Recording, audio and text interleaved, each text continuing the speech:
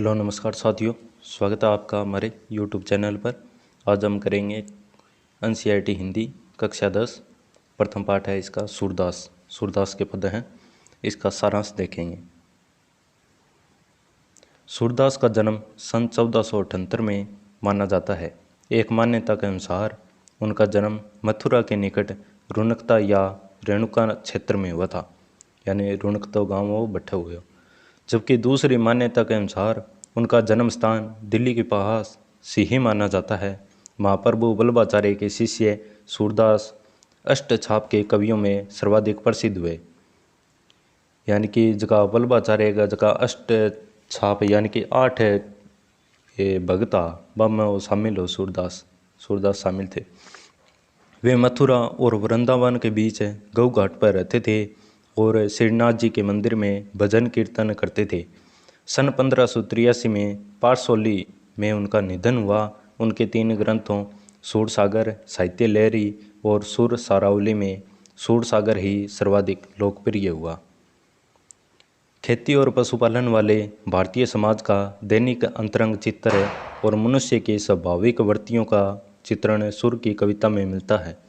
सुर वात्सल्य और श्रृंगार के श्रेष्ठ कवि मान जाते हैं। कृष्ण और गोपियों का प्रेम सहज मानवीय प्रेम की प्रतिष्ठा करता है। सुर ने मानव प्रेम की गौरवगाथा के माध्यम से सामान्य मनुष्यों को हीनता बोध से मुक्त किया है। उनमें जीवन जीने की ललक पैदा की है। उनकी कविता में ब्रज भाषा का निखरा हुआ रूप है, यानी कि जो का सूरदास का पद है निबा में सारों ज़्यादा ब्रज भाषा देखने में मिल जाएगी। वह चली आ रही लोकगीतों की परंपरा की ही श्रेष्ठ कड़ी है। यहाँ सूरसागर के भ्रमर गीत से 4 पद लिए गए हैं, यानी कि जो सूरसागर हो बिम में भ्रमर गीत है, भ्रमर गीत में 4 पद लेड है। बे पद पढ़ांगा आज। कृष्ण ने मथुरा जाने के बाद स्वयं न लौटकर उद्धव के जरिए गोपियों के पास संदेश भेजा था, यानी कि उद्धव जो को कृष्ण का सागर है, तो कृष्ण जी का पहला जगह कृष्ण जी गोकुल में रहता, गोकुल छोड़ के मथुरा आ गया। मथुरा उद्धव ने भेजा गोपियाँ करने संदेश लेके। उद्धव ने निर्गुण ब्रह्मा एवं योग का उपदेश देकर गोपियों की विरह वेदना को शांत करने का प्रयास किया, यानी कि तरह तरह उपाय करे उद्धव का भूल जिया कि कृष्ण ने। गोपियाँ ज्ञान मार्ग की बजाय प्रेम मार्ग को पसंद करती थी। इस कारण उन्हें उद्धव का शुष्क संदेश पसंद नहीं आया। तभी वहाँ एक भोरा आ पहुँचा। यहीं से भ्रमर गीत का प्रारंभ होता है। गोपियों ने भ्रमर के बहाने उद्धव पर व्यंग्य बाण छोड़े, यानी कि वो भोरन के गैर बाकी कई तो उद्धव नहीं बहुत खरी खोटी सुनाई। पहले पद में गोपियों की यह शिकायत वाजिब लगती है कि यदि उद्धव कभी स्नेह के धागे से बंधे होते तो वे विरह की वेदना को अनुभूत अवश्य कर पाते, यानी कदी अगर उद्धव प्रेम करेड हो तो वे समझता कि हमारी के दशा है। दूसरे पद में गोपियों की यह स्वीकार उक्ति कि उनके मन की अभिलाषाएं मन में ही रह गई कृष्ण के प्रति उनके प्रेम की गहराई को अभिव्यक्त करती है, यानी जबकि इच्छा ही बात तो मन में ही रहेगी बांगी का कृष्ण जी नबिया बोल कौन सकी है। तीसरे पद में वे उद्धव की योग साधना को कड़वी ककड़ी जैसा बताकर अपने एकनिष्ठ प्रेम में दृढ़ विश्वास प्रकट करती है, यानी कि जो को उद्धव को योग साधन है बातों का कड़वी ककड़ी समान है, यानी माना अच्छी लगी को नहीं। चौथे पद में उद्धव को ताना मारती है कि कृष्ण ने अब राजनीति पढ़ ली है। अंत में गोपियों द्वारा उद्धव को राजधर्म सूरदास की लोकधर्मिता को दर्शाता है, यानी चौथा पद में कह है कि अब कृष्ण जी राजनीति में बढ़ गया, राजनीति पढ़ ली, अब वे प्रेम थोड़ी जानेंगे। पहला पद, उद्धव तुम हो अति बड़भागी, अपरस रहत स्नेह तगाते, नाहिन मन अनुरागी। पुरैनी पात रहत जल भीतर, ता रस दे है न दागी। ज्यों जल माहै तेल की गगरी, बूंद न ताको लागी। प्रीति न दीन में पाँव न बोरियो, दृष्टि न रूप परागी। सूरदास अबला हम भोरी, गुड़ चाटी ज्यों पागी। यानी कि प्रथम पद में सूरदास कहते हैं उद्धव तुम हो अति बड़भागी। बड़भागी का अर्थ है बड़े ही भाग्यशाली हो। हे उद्धव तुम तो बड़े ही भाग्यशाली हो। क्यों भाग्यशाली हो? क्योंकि तुम कृष्ण के पास रहते हो। अपरस रहत स्नेह तगाते। अपरस अलिप्त या नीरस या अछूता रहे हो स्नेह प्रेम से, तगा धागा ते, यानी कि तुम प्रेम के धागे में बंधे नहीं हो या अछूते रहे हो या उससे दूर रहे हो। नाहिन मन और नहीं, यानी तुम्हारा मन है वो प्रेम में नहीं लगा है। पुरानी पात रहत जल भीतर, यानी कि जिस प्रकार पुरानी पात यानी कमल का पत्ता होता है रहता है जल के भीतर ही रहता है। तारस देह न दागी, देह होता है शरीर, यानी कि उसके शरीर पर पानी की एक बूंद भी नहीं लगती है, वह जो पानी के अंदर ही रहता है। उसी प्रकार तुम्हारे ऊपर भी कृष्ण प्रेम का कोई असर नहीं हुआ है। ज्यों जल माह तेल की गगरी, बूंद न ताको लगी। ज्यों जल माह में तेल की गगरी, बूंद न ताको लगी, यानी कि बूंद भी नहीं लगी। यानी कि जिस प्रकार एक तेल की गगरी है वो जल के भीतर प्रवेश कर जाती है तो अलग ही रहती है, यानी कि वो मिक्स नहीं होती या उसमें मिलती नहीं है। प्रीति नदी में पाँव न बोरियो, यानी कि प्रीति नदी प्रेम रूपी नदी में पाँव का अर्थ है पैर, न बोरियो का अर्थ है डुबोया, यानी कि तुमने अभी तक प्रेम की नदी में पैर डुबोया ही नहीं है। दृष्टि न रूप परागी, और तुमने उस प्रेम रूपी दृष्टि से अभी तक देखा ही नहीं है। परागी का अर्थ है मुग्ध होना, तो तुम उस दृष्टि पर मुग्ध हुए ही नहीं हो। सूरदास अबला हम भोरी, कि हे, अब सूरदास जी गोपियों के माध्यम से कहते हैं कि सूरदास अबला हम भोरी का अर्थ है बोली, कि हम गोपियाँ तो है वो भोली हैं, जैसे गुड़ चांटी ज्यों पागी, यानी कि जिस प्रकार गुड़ के चारों तरफ चींटियाँ लगी रहती है उसी प्रकार हम कृष्ण प्रेम के पीछे लगी हुई हैं। भावार्थ, प्रस्तुत पंक्तियाँ सूरदास द्वारा रचित पद शीर्षक पाठ से लिया गया है, यानी कि यो भ्रमर गीत शीर्षक पाठ से लिया गया है, जिसमें गोपियाँ श्री कृष्ण के सखा उद्धव से अपने मन की व्यथा को व्यंग्य रूप में कह रही है। गोपियाँ उद्धव पर व्यंग्य करती हुई कहती है कि हे उद्धव, तुम बड़े भाग्यवान हो जो तुम कृष्ण के सबसे निकट रहते हुए भी उनके प्रेम के बंधन में नहीं बंधे हो। तुम्हें कृष्ण से जरा सा भी मोह नहीं है और तुम अभी तक उनके प्रेम के रस से भी अछूते हो। वे कहती है कि उद्धव के हृदय में प्रेम का अभाव है, लेकिन हे उद्धव, तुम कमल के उस पत्ते की तरह हो जो जल के भीतर रहता है, फिर भी उस पर पानी का प्रभाव नहीं पड़ता, तथा जिस प्रकार तेल से भरी हुई गागर यानी गगरी को पानी में डुबो देने पर भी उसमें पानी का असर नहीं होता, यानी कि बा मिक्स कोनी में मिला कोनी, ठीक उसी प्रकार कृष्ण रूपी प्रेम की नदी के पास रहकर भी उसमें स्नान करना तो दूर, पास रहकर भी तुम पर उनके प्रेम का एक छिंटा भी नहीं पड़ा, यानी कुछ भी असर को नहीं हो। तुमने कभी भी कृष्ण रूपी प्रेम की नदी में अपने पैर तक नहीं डुबोए और न ही कभी उनके रूप सौंदर्य का दर्शन किया। इसलिए हे उद्धव, तुम भाग्यवान हो जो कृष्ण के प्रेम से अछूते हो। लेकिन हम गोपियाँ तो बहुत भोली भाली हैं, हम तो कृष्ण के प्रेम में कुछ इस तरह से बंध गई जैसे गुड़ में चींटियाँ चिपक जाती है।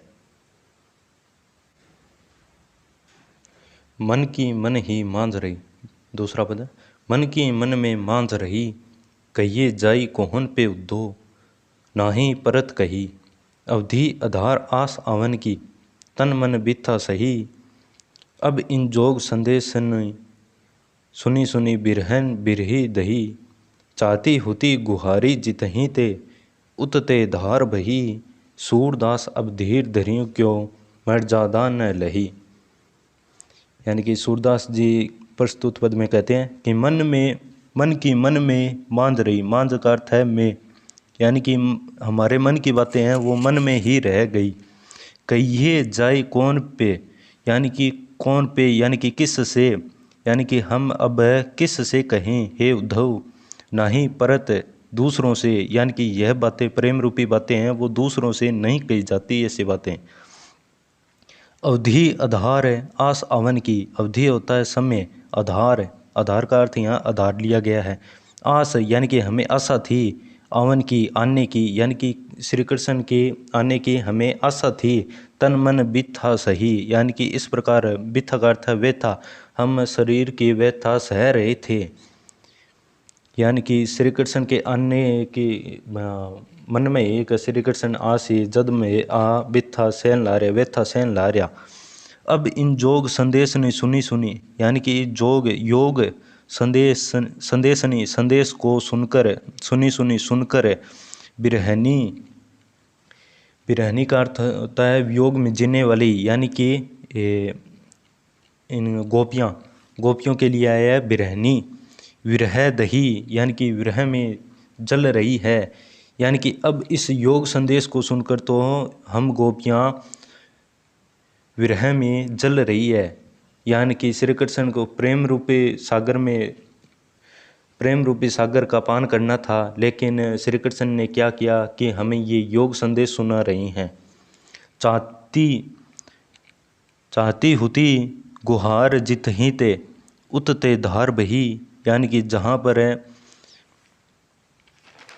जहाँ पर हम गुहार लगा रही थी, उतते धार बही, यानी कि धार बह रही है किसकी, योग धारा की, यानी कि जहाँ हम ये चाह रहे थे कि हमें प्रेम मिले, वहाँ तो अब योग धारा चल रही है। सूरदास अब धीर धरें क्यों, अब हम धीरज क्यों धरें, मर्यादा न लही, अब मर्यादा तो लांग चुके हैं, यानी कि जो श्री कृष्ण है पहले तो प्रेम रूपी बंधन में बांध रहे हैं, लेकिन अब हमें क्या कर रहे हैं कि योग साधना में डाल रहे हैं कि उनको योग जाकर सिखाओ। यह कोई मर्यादा की बात है तो नहीं है। अब इसका भावार्थ है। प्रस्तुत पंक्तियाँ सूरदास द्वारा रचित पद शीर्षक है पाठ से लिया गया है। इस पद में गोपियाँ उद्धव के समक्ष अपने प्रेम की गहराई को अभिव्यक्त करती है और यह कहती है उनकी मन की इच्छाएं मन में ही रह गई, जो कि कृष्ण के लिए उनके मन में थी। कृष्ण गोपियाँ उद्धव से अपने मन की पीड़ा बताते हुए कहती है कि श्री कृष्ण के गोकुल छोड़ चले जाने के बाद उनके मन में जो कृष्ण के प्रति प्रेम भावना थी वह मन में ही रह गई है। वे सिर्फ इसी आशा से अपने तन मन के दुख को सह रही है कि जब कृष्ण वापस लौटेंगे तो वे अपने प्रेम को कृष्ण के समक्ष व्यक्त करेंगे, यानी कि बताएंगे। लेकिन जब उन्हें कृष्ण का संदेश मिला जिसमें उन्हें पता चला कि अब वे लौट कर नहीं आएंगे, इस संदेश को सुनकर गोपियों के मन की व्यथा और बढ़ गई। अब तो उनके विरह सहने का सहारा भी उनसे छीन लिया गया। उन्हें कृष्ण के रूप सौंदर्य को दोबारा निहारने का मौका अब नहीं मिल सकता है। उन्हें ऐसा प्रतीत हो रहा है कि अब वह हमेशा के लिए कृष्ण से बिछुड़ चुकी है। इसी वजह से गोपियाँ वियोग में कह रही है कि श्री कृष्ण ने सारी लोक मर्यादा का उल्लंघन किया है, अब हमारा धैर्य भी खो चुका है। तीसरा पद है। हमारे हरि हारिल की लकड़ी मन करम वचन नंद नंदन उर, यह दर्द करी पकड़ी जागत सोवत स्वपन दिवस निसी, कान्हे कान्हे जकरी सुनत जोग लागत है ऐसो ज्यों करवी ककरी। सू तो ब्यादी हमको ले आए देखी सुनी न करी, यह तो सुर तिन्ही ले सौंपो जिनके मन चकरी। यानी कि सूरदास जी इस पद में कहते हैं कि हमारे हरि हारिल की लकड़ी, हरि का अर्थ है कृष्ण, हारिल एक पक्षी होता है जो हमेशा ही अपने पैरों में एक लकड़ी लिए घूमता रहता है, यानी कि वो लकड़ी को छोड़ता नहीं है। इसी प्रकार मन से, कर्म से और वचन से नंद नंदन का अर्थ है जो नंद का नंदन यानी पुत्र है, यानी कि कृष्ण है, उसको उर अर्थात हृदय में यह दृढ़ करी पकड़ी, और हमने यह निश्चय करके उसको दृढ़तापूर्वक या कठोरतापूर्वक पकड़े रखा है। जागत सोवत है स्वपन दिशि निशी, जागते हुए, सोवत यानी सोते हुए, स्वपन में यानी कि नींद में, दिवस दिन में, निशी रात में, कान्हे कान्हे जकरी, कान्हे कान्हा की जकरी रट लगाती रहती है, यानी कि उसका ही नाम जपती रहती है। सुनत जोग लागत है ऐसो, और जोग यानी कि योग, सुनत सुनकर, और तुम्हारे इस योग को सुनकर तो यानी योग संदेश को सुनकर तो हमें ऐसा लग रहा है जैसे कोई कड़वी ककड़ी यानी कोई कड़वी ककड़ी हो, यानी खारी काकड़ी हो। सू तो ब्याधी हमको ले आए, देखी सुनी न करी, यह तो सुर तिन्हीं ले सौंपो जिनके मन चक्री, मन चक्री अर्थात जिनके मन विचलित हैं। सू तो ब्याधी, और वह व्याधि रोग पीड़ा पहुंचाने वाली वस्तु, यानी कि यह जो पीड़ा पहुंचाने वाली वस्तु तुम जो योग साधना लेकर आए हो, इसका यह तुम हमको न सुनाओ, यह तो उन्हें सुनाओ जो श्री कृष्ण के प्रेम में नहीं पड़े हैं, जिनका मन विचलित है, यह उन्हीं को सुनाओ। भावार्थ, प्रस्तुत पंक्तियों में गोपियाँ कहती है कि हमारे हृदय में कृष्ण के प्रति अटूट प्रेम है। उनका प्रेम हारिल पक्षी की तरह है। जिस प्रकार हारिल पक्षी लकड़ी के टुकड़े को अपने पंजे में पकड़े रहती है, उसी प्रकार हमने भी अपने हरि को अपने हृदय के प्रेम रूपी पंजों में से जकड़े रखा है। गोपियाँ कहती है कि सपने में सोते हुए जागते हुए भी हमारा रोम रोम हरि का नाम रटता रहता है। गोपियाँ उद्धव से कहती है कि हमें तुम्हारा यह योग संदेश कड़वी ककड़ी की तरह लग रहा है। आगे गोपियाँ कहती है कि हे उद्धव, तुम यह संदेश उन्हें जाकर सुनाओ जिनका मन चंचल है और जो श्री कृष्ण की भक्ति में न डूबा हो, और शायद यह संदेश सुनकर उनका मन विचलित हो जाए, पर हमारे ऊपर इस संदेश का कोई असर होने वाला नहीं है। चौथा पद है, हरि है राजनीति पढ़ी आए, समझी बात कहत मधुकर के, समाचार सब पाए। एक अति चतुर हो तो पहले ही, अब गुरु ग्रंथ पढ़ाए, बड़ी बुद्धि जानी जो उनकी, जोग संदेश पठाए। उधो भले लोग आगे के, पर हित डोलत धाए, अब अपने मन फेर पाई ही, चलत जू हुते चुराए। ते क्यों अनीति करे आपनु, जे और अनीति छुड़ाए। राज धर्म तो यह सुर, जो प्रजा न जाहे सताई। हरि है राजनीति पढ़ियाई, यानी कि सूरदास जी कहते हैं, सूरदास गोपियों के माध्यम से कहते हैं कि हरि यानी कि श्री कृष्ण है, वो तो अब राजनीति पढ़ लिए हैं। समझी बात कहत मधुकर के, और व्यंग्यपूर्ण तरीके से, यानी कि वो जो भंवरा आया था उधर उसको माध्यम से वह उद्धव पर व्यंग्य कर रही है कि समझी बात कहत मधुकर के, समाचार सब पाए। कि हे भ्रमर यानी कि हे मधुकर, हे उद्धव, तुम्हारा यह सब समाचार हमने सुन लिया है। एक अति चतुर हो तो पहले ही, यानी कि एक तो वह चतुर यानी चालाक तो पहले ही था, अब गुरु ग्रंथ पढ़ाए और अब उसने किताबें भी पढ़ ली है। बड़ी बुद्धि जानी जो उनकी, यानी कि उसकी जो बुद्धि बड़ी है, यानी कि पहले से ही ज़्यादा हो गई है। जोग संदेश पढ़ाए, जो हमको योग का संदेश पढ़ा रहे हैं। उधो भले लोग आगे के, परहित डोलत धाये। परहित यानी कि दूसरों के कल्याण के लिए, यानी कि उद्धव, हे उद्धव, तुम जैसे लोग तो दूसरों के कल्याण के लिए ही घूमते रहते हैं। अब अपने मन फेर पाही, चलत जूं होते चुराए।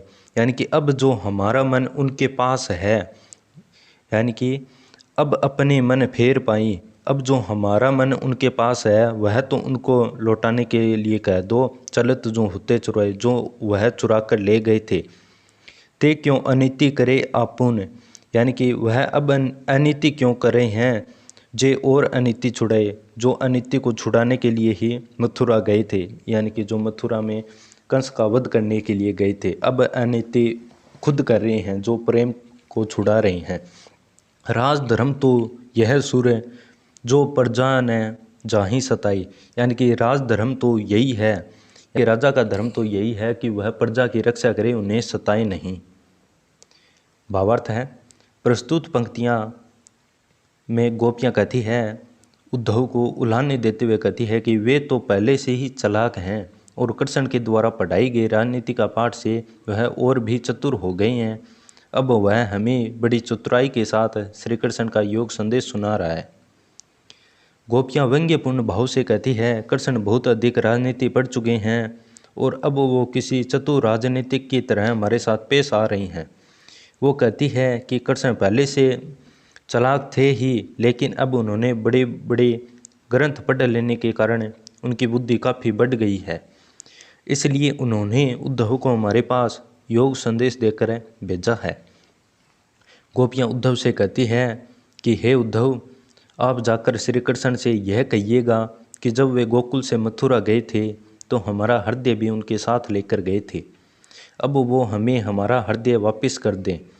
वो दोषियों को दंड देने के लिए मथुरा गए थे, लेकिन अब वो खुद ही हमारी नज़र में दोषी बन गए हैं।